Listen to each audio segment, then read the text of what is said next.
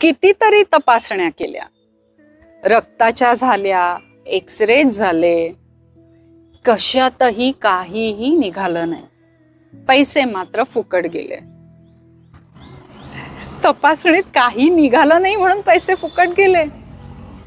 हीच आजची आपली छोट्यातली छोटी आणि मोठ्यातली मोठी गोष्ट. नमस्कार, सगळ्यांचं नर्चर्ड इनसाइट चॅनल मध्ये खूप खूप स्वागत आहे. गोष्ट सुरू करण्याच्या आधी एक आठवण, चॅनलला सबस्क्राईब करा. आजच्या गोष्टीतला आदित्य नुकताच डॉक्टर झालेला होता. इंटर्नशिपला सुरुवात झालेली होती. त्याचे आई बाबा मकरंद आणि केतकी, म्हणजे आपण कसे नवरा बायको असतो की नाही, अगदी टोकाचे, तसेच हेही, पण जरा अतिच. म्हणजे आदित्यची चित्रकला छान होती. केतकीचं बोलणं कसं असायचं की माझा मुलगा म्हणजे काय छान चित्र काढतो. अविर्भाव तर असा असायचा की माझा मुलगा म्हणजे पिकासोच. मेडिसिनला ऍडमिशन मिळाली तर ज्याला त्याला सांगत होती आदित्यला मेडिसिनला ऍडमिशन मिळाली, किती हुशार, किती हुशार. आता डॉक्टर झाला तर तो किती ग्रेट, तो किती ग्रेट. आणि त्याच माणसाला परत परत सांगायचे. आदित्य अक्षरशः वैतागलेला होता. आणि इथे मकरंद कौतुकाचा एक शब्द तोंडात न काढायचा नाही. एकतर त्याच्या डोक्यात होतं कौतुक केलं तर आदित्य डोक्यावर बसणार. त्यामुळे आदित्य वडिलांच्या कौतुकाच्या एका शब्दासाठी असुसलेला होता.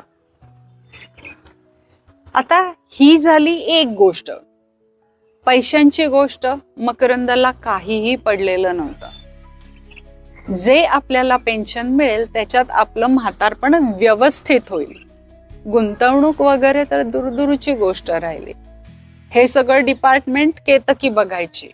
पैन पैसा हिशोब ठेवणं, एखादा पैसा जरी कमी झाला तरी त्याच्यावर एवढा विचार करायचा की ज्याचं नाव ते.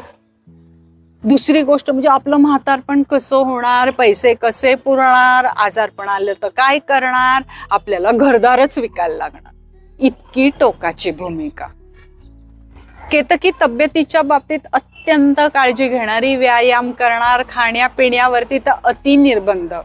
म्हणजे एखाद्या दिवशी वडा काय खाल्ला किंवा आईस्क्रीम काय खाल्लं तर दुसऱ्या दिवशी 3 तासाचा व्यायाम व्हायलाच पाहिजे, नाही तर काहीतरी भयंकर होणार. आणि मकरंद, आयुष्य एकदाच मिळतंय, उपभोगून घ्यायचं, भरपूर खायचं प्यायचं. ह्या प्रकरणात मकरंदाचं वजन अतिशय वाढलेलं होतं. त्याला त्याची काहीही पडलेली नव्हती. जसा तो 50 वर्षांचा झाला, आदित्य त्याच्या मागे लागला आणि सगळ्या टेस्ट करून घेतल्या. त्यामध्ये ब्लड प्रेशर हाय निघालं, डायबिटीस निघाला. पण मकरंदरला कुठे काय होत होतं, तर तो मान्य करणारे की मला हे काही झालंय. कसं बस त्याच्या गळी उतरवलं आणि रोजच्या गोळ्या चालू केल्या. ह्याचा अर्थ व्यायाम चालू केला का? नाही. मध्यंतरी काय झालं, मकरंदला लागलं काहीतरी आणि त्याची जखम जरा मोठी होती. अर्थात घरीच ड्रेसिंग वगैरे करत होता आदित्य, पण ती तशी म्हणावी तशी भरून येत नव्हती. आणि नेमकं त्याच पायावरती तो आपटला. पाय मुरगळला, लंगडत चालायला लागला. पेनकिलर्स देत होते त्याला, पण एक 5 दिवस देऊन सुद्धा त्याच्यात काही फरक पडला नाही. आदित्य म्हणाला, नाही बाबा, आता आपल्याला पुढच्या तपासण्या करायला लागतील.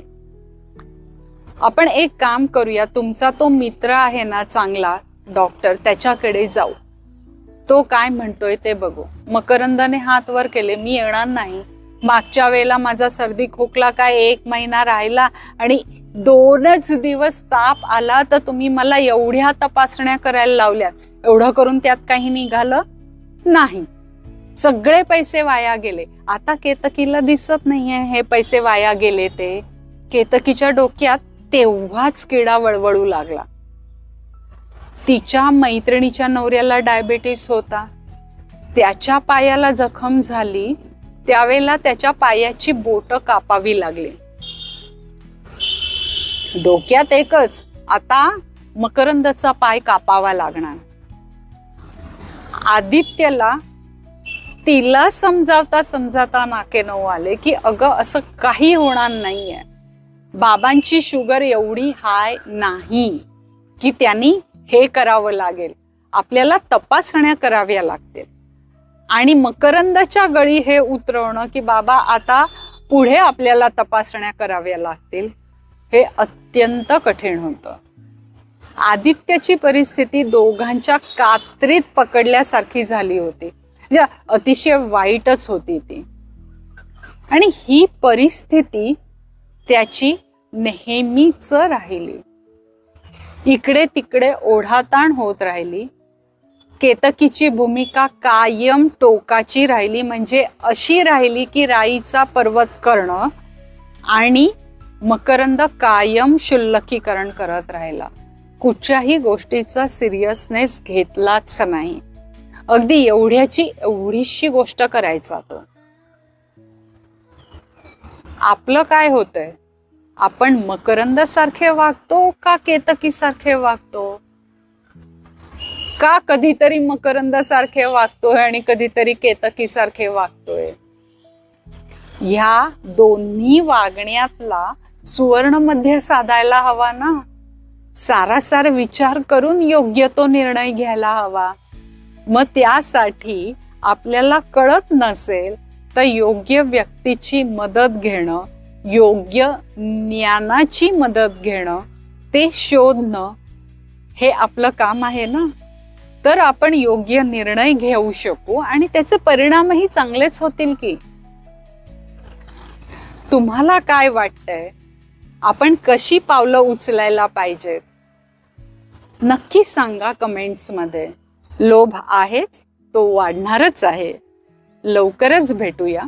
तोपर्यंत अच्छा.